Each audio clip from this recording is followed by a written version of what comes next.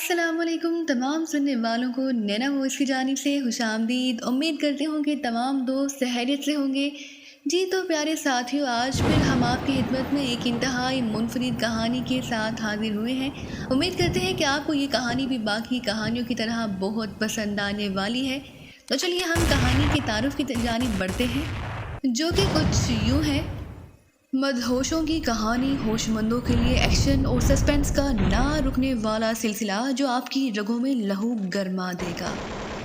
पूरी दुनिया में हुक्मरानी करने वाले खुफिया हाथ और भारतीय खुफिया राह एजेंसी की पाकिस्तान में खुफिया तहजीबी कार्रवाइयाँ और अंडरवर्ल्ड के गार्ड फादरों के साथ एक पाकिस्तानी मुहिब्बे वतन का खौफनाक टकराव के मौत को भी पसीना आ गया। मदहोशों की कहानी होशमंदों के लिए एक नौजवान की आप बीती जो अपनों के हाथों बर्बाद होकर मंजिल का निशान खो बैठता है। उन नौजवानों की दास्ताने इबरत जिनकी परवरिश रिश्वत के माल से हुई थी, उन ज़रपरस्तों का अहवाल जिन्हें सोने चांदी की हेराकुन चमक ने अंधा कर दिया था,